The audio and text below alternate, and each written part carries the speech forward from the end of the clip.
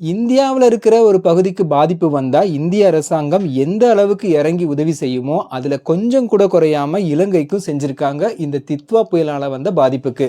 இது இலங்கைய புரட்டி போட்டிருக்குன்னு சொல்லலாம். கிட்டத்தட்ட 200 பேருக்கு மேல உயிரிழந்திருக்காங்க. 1000க்கும் மேற்பட்டவங்க காணாம போயிருக்காங்க. நெறைய மிருகங்கள் பாதிக்கப்பட்டிருக்கு. நெறைய பேர் வீடையும் இழந்திருக்காங்க.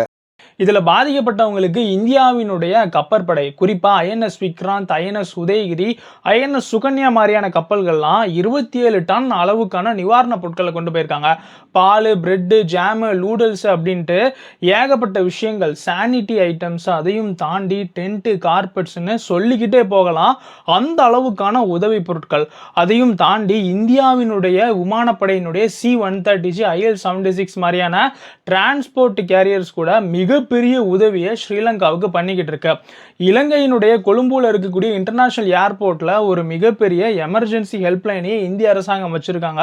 அங்க மாட்டிக்கிட்டு இருக்கக்கூடிய இந்திய குடிமக்களை காப்பாற்றுறதுக்கும் ஒரு சிறப்பு எமர்ஜென்சி நம்பரை இந்திய அரசாங்கம் இன்ட்ரடியூஸ் பண்ணியிருக்காங்க.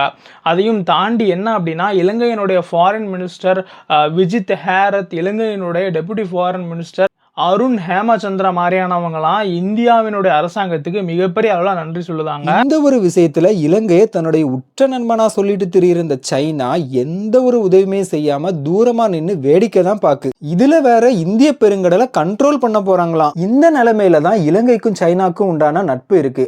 ஆனா இந்தியா நெய்பர்ஹுட் ஃபர்ஸ்ட்ங்கிற பாலிசிக்கு கீழே தன்னுடைய நாட்டில் ஒரு பகுதிக்கு பிரச்சனை ஏற்பட்டா எப்படி ரியாக்ட் பண்ணுமோ அதே மாதிரியான உதவிகளை இலங்கைக்கு பண்ணிருக்கு. நம்ம ஓஹோ தமிழ் சேனலை சப்ஸ்கிரைப் பண்ணாம நீங்க பாக்கீங்கன்னா சப்ஸ்கிரைப் பண்ணிக்கிடுங்க. ஜெய் ஹிந்த்.